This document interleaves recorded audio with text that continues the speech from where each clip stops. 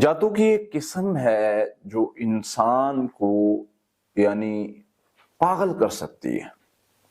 یعنی مینٹلی طور پر ڈسیبل کرنا جادو کی وجہ سے یہ پاسبل ہے۔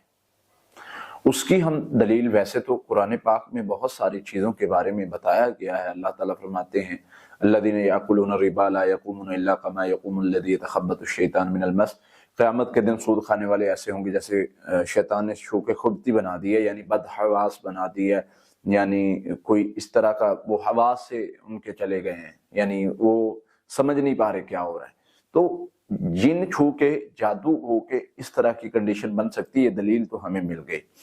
اس کے علاوہ صحابہ کرام نے بھی، ایک صحابی نے بھی سفر کے دوران دیکھا ایک بندے کو جکڑا ہوا ہے سنگلوں کے ساتھ، اور ان کو جب پوچھا گیا تو انہوں نے کہا کہ انہوں نے صحابہ سے پوچھا کہ کیا تمہارے درمیان کوئی دم کرنے والا ہے، ہمارے بندے کو اس طرح کا مسئلہ ہے۔ تو بعض نے اس کے بارے میں کہا کہ اس کو جنون کی بیماری تھی، یعنی جنون بھی شیطانی اثر کی وجہ سے بنتا ہے، اور صحابی نے سورہ فاتحہ سے دم کیا اور وہ ٹھیک ہو گیا۔ تو پتہ یہ چلا کہ جنون کی وجہ سے پاگل پن اور اس طرح کا مینٹلی ڈسیبل ہونا، اس طرح کی کنڈیشنز یعنی جہاں پر نفسیاتی مسائل کی وجہ سے بنتی ہیں، وہاں پر جادو جن سے بھی بن سکتی ہیں۔ اصل میں جادو جن کی وجہ سے نسیان کا مسئلہ بھی بنتا ہے، بھولنے کی بیماری، اور اس کے بعد دماغ پر مختلف طرح کے اثرات مرتب ہوتے ہیں جس کی وجہ سے انسان بہت زیادہ جنونی ہو جاتا ہے، بہت زیادہ مطلب اس کی کیفیت خراب ہو جاتی ہے، نفسیاتی طور پہ وہ بہت زیادہ کیفیات میں گر جاتا ہے۔ میرا یہ ماننا ہے کہ جناتی بیماری نفسیاتی بیماری کو بنا سکتی ہے، اور اس کا علاج قرآن سے ہو سکتا ہے، یعنی جناتی بیماری جو ہے وہ نفسیاتی بیماری بننے کا سبب بن سکتی ہے۔ جو جناتی یا جادو کی وجہ سے بیماری بنی ہو اس کا علاج قرآن پاک سے، پڑھائی سے ہو سکتا ہے۔ جو صرف نفسیاتی بیماری ویسے بنی ہو وہ اس کا علاج دونوں طرح سے کرنا پڑتا ہے، میڈیکلی طور پہ بھی اور یعنی روحانی لحاظ سے اور میڈیکلی طور پہ دونوں طرح سے علاج کو چلانا پڑتا ہے۔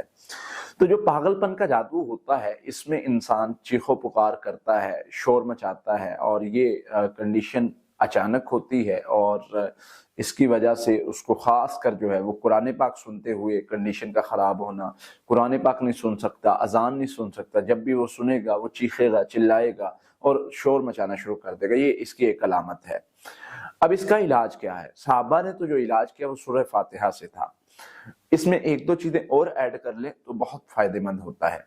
سورہ فاتحہ آخری 3 کل درود ابراہیمی، یہ 21 مرتبہ پڑھ کے مریض پر دم کیا جائے، مریض کو پانی پر دم کر کے پانی پلایا جائے، مریض کو پانی سے منہ دھلایا جائے، اور یہ عمل صبح و شام کیا جائے تو مریض بہت جلدی بہتری کی طرف آنا شروع ہو جاتا ہے۔ اس کے ساتھ اگر مطلب آپ سمجھتے ہیں کہ یعنی نفسیاتی بیماری بھی بن چکی ہے، کیونکہ شیطان کے چھونے سے بیماری بن سکتی ہے، اور اس بیماری کو دونوں طرح سے ٹریٹ کیا جائے گا، علاج دونوں طرح سے کیا جائے گا۔ وَأَيُّوبَ إِذْ نَادَىٰ رَبَّهُ إِنِّي مَسَّنِيَ الشَّيْطَانُ بِنُصْبٍ وَعَذَابٍ، ایوب نے کہا علیہ السلام نے کہ اللہ مجھے شیطان نے چھو کے مس کر کے بیماری لگا دی، تو بیماری بن سکتی ہے، تو اس کا علاج دونوں طرح سے کیا جا سکتا ہے۔ تو آپ یہ روحانی علاج چلائیں گے، اس سے بہت جلدی ریکوری ہوگی، اور اگر آپ کو لگتا ہے کہ یہ نفسیاتی بیماری ہے تو اس کو آپ اس کے ساتھ اس طریقے سے کور کریں گے تو انشاءاللہ اللہ کی رحمت سے، اللہ کے فضل سے وہ شر ختم ہونا شروع ہو جائے گا۔